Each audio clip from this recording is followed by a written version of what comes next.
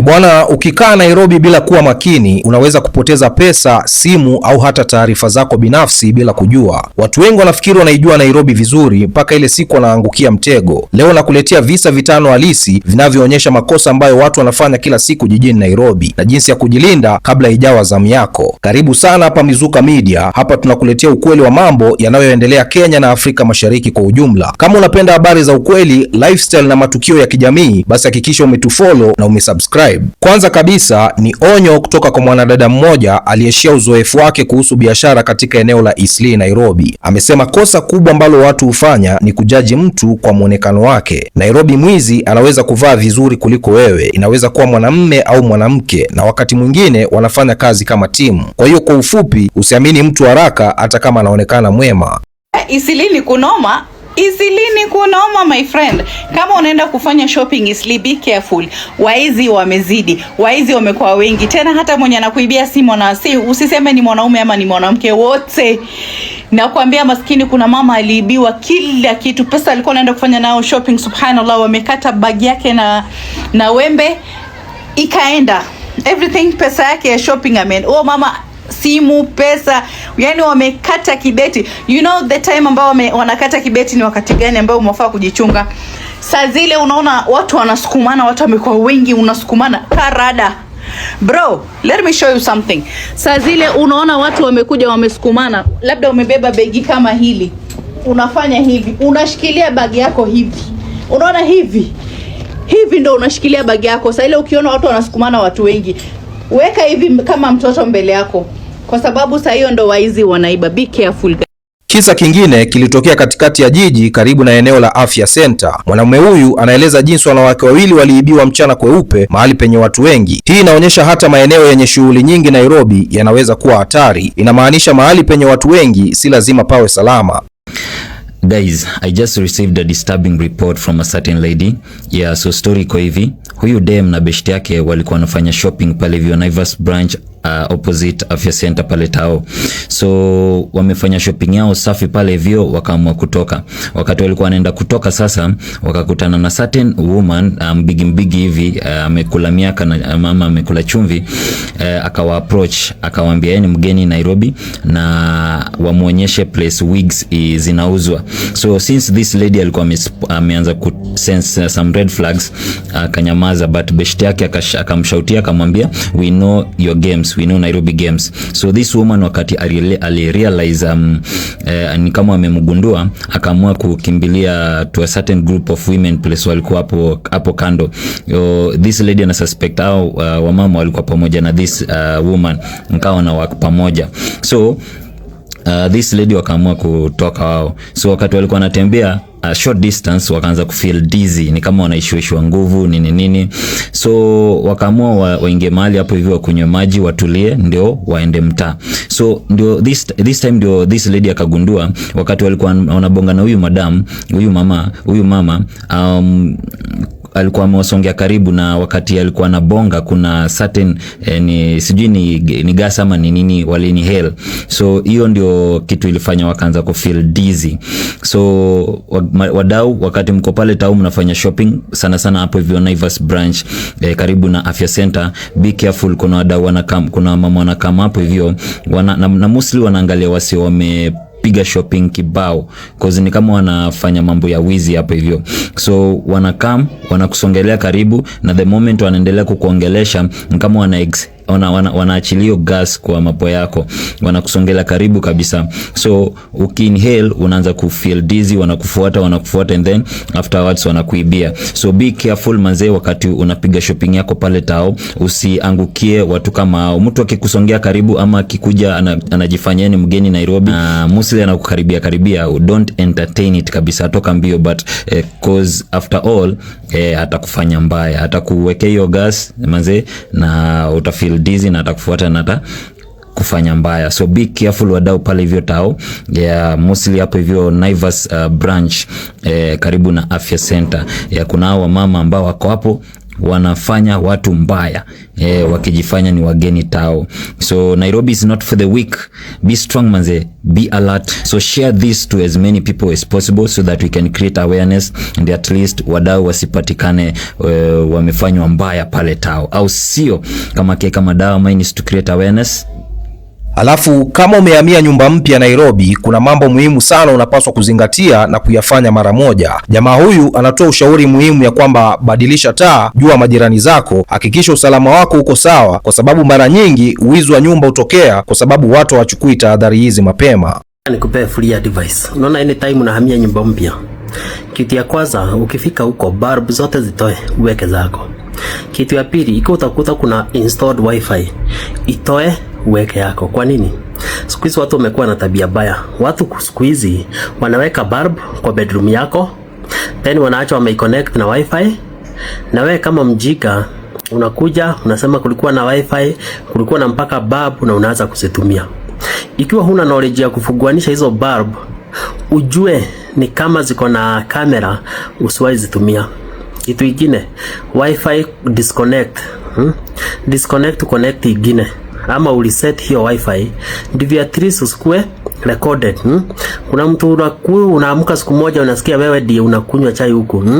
Wewe vitu zako zinauzwa huko kwa wazungu. Kwa sababu gani? Mkiwa na mtu wako melala kwa kitanda, then vitu zenu zimeanza kuuzwa huko, kwa sababu huku zigatia hiyo mabobili. Nimekwambia kitu ya kwanza, usiwahi kaa nyumba umepata bulb ziko, funguanisha hizo bulb, angalia kama ziko na hidden camera. Kitu ya pili nikakwambia mambo ya wifi. Wifi inaachaga imeconnectiwa na hizo wifi imeconnectiwa na hizo kamera, then huwa zinatuma picha pahali. Kuna hapo wako nazo wanadownload hizo picha. So take care. Lakini pia kuna kosa moja ambalo watu wengi hawajui linaweza kuwa hatari kubwa sana. Mwanadada huyu anasema usitoe namba ya kitambulisho na namba ya simu zako bila kujua sababu zake. Taarifa hizi zinaweza kutumiwa vibaya, hata kufungua akaunti au kufanya utapeli kwa jina lako. Cha msingi ni ulinde personal information zako vizuri. The worst mistake you could make is giving out your ID number and your phone number at the entrance of a building, or even on an online form, because that is all a fraudster needs to replace your SIM card. And I hear that they are now even working with dishonest agents. And to make matters worse, you could be sleeping and transactions have already started taking place. Loans are being taken on your SIM, money is being transferred. It appears that we are moving into an era whereby registering or replacing a SIM card will require some fingerprints. Banks have even been doing it for the longest time in Kenya, and when they started doing it, they reported that fraud cases went down. Like, I know you've gone to a bank and they asked you to put your fingerprint for verification. So which gets me to thinking, when my provider, whether it's Airtel or Safaricom, asks me to render my fingerprint for verification, could this actually be what could save my accounts? It appears like that is the case, because we all have small habits that endanger our finances, like using the same number everywhere, allowing apps to have access to your contacts without restrictions, posting ID cards, and these tiny bits of information that we are rendering here and there is all fraudsters need to use to gain access to our private financial data. I hear they are now being called the Mulot Boys. Here are some simple steps to follow. Never read your OTP to anyone, even if they claim to be support staff from the bank or from Safaricom or from Airtel. You'd rather hang up and call that bank yourself so that you're sure. Number 2, limit the apps that access your contacts and information. And last but not least, avoid posting your travel plans in real time at I'm traveling tomorrow, or even sharing your ID card.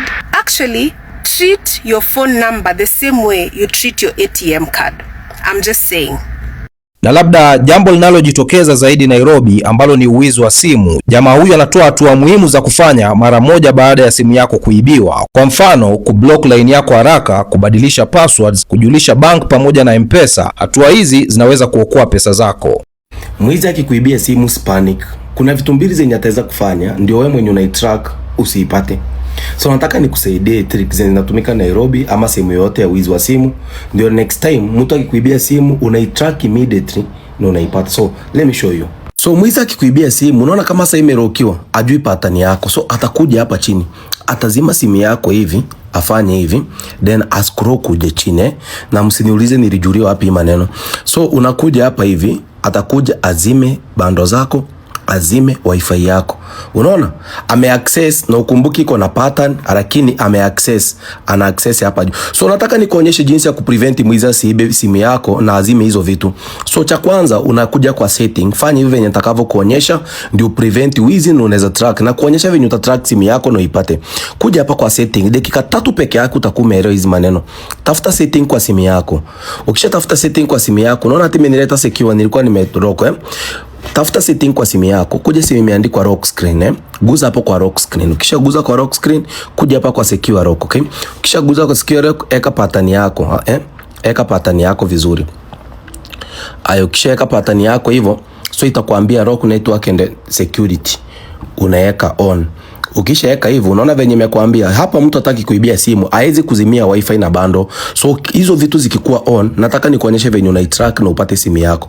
Sasa unaona saa hii ukiju on, mwizi akijaribu kukuibia sasa, angalia, akijaribu kuscroll kuja chini hivi, ajaribu kuzima, angalia. Unaona inamuomba pattern. Unaona mara ya kwanza iko inaomba, sasa inaomba pattern. So immediately mwizi amekuibia, fanya hivi, acha kupanic Enda tu hadi police station, andika statement ya kwanza, juu simu yako haizi izima. Hata kijaribu kuizima itakataa. Unaona ikiwa na nani hivyo itakataa. So lazima ipeleke kwa technician. Unaona inajaribu kufinyangalia, tunafinyangalia. Haizi zima. Ukiwa umeweka vitu kama hizo, unaona. So kitu yenye unafanya sasa, unakuja kwa simu yako, unaomba simu. Omba mtu yoyote simu mwenye ako hapa ama police station. Ukisha omba simu ya mtu, kuja kwa Chrome. Ukiingia kwa Chrome yako, nataka uangalie venye unapata simu yako kiurahisi. Ipatie time kwanza road. Kuja hapa hivi kwa kusearch, nataka uandike jina inaitwa aje, find my phone, okay? Kuja andike hiyo jina, find my phone. Ukishaandika tu find my phone, make sure uko na email na phone number yenye kwa hiyo simu.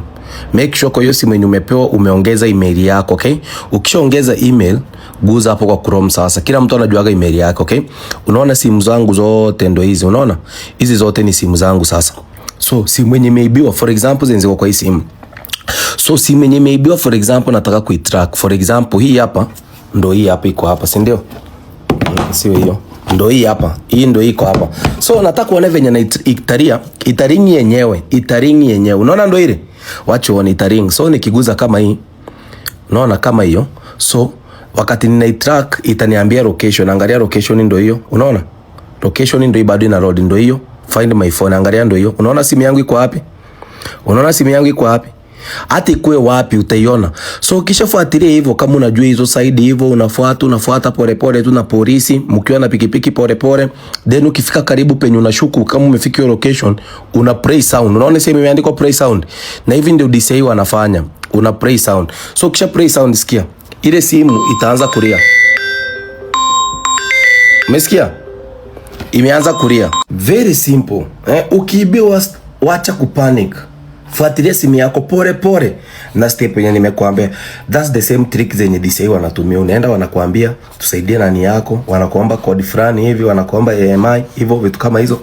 So anyway, ukichunguza visa hivi vyote, kuna jambo moja linafanana, ya kwamba Nairobi ni jiji la haraka sana. Ukifanya kosa dogo tu, watu wengine tayari wanajua jinsi ya kuligeuza kuwa faida yao. Je, wewe binafsi umewahi kukutana na hali kama hii jijini Nairobi, au kuna scam au tukio ambalo lilikufundisha kuwa makini? Niachie maoni yako kwenye comment section ili wengine wajifunze pia. Na kama video hii imekufundisha kitu, basi share na rafiki yako au ndugu yako. Unaweza kumwokoa mtu asipoteze pesa au mali yake. Manake hii ni Mizuka Media, tunakuletea habari ya ukweli na maisha ya kila siku Afrika Mashariki. Bwana, mimi naitwa Rish Mizuka, sauti ya vijana wa Afrika Mashariki. Namba 1 ni mimi, namba 2 ni mimi, namba 3 ni mimi, 4 na 5 na waachia nyinyi hapo. Bwana, tukutane kwenye video ijayo.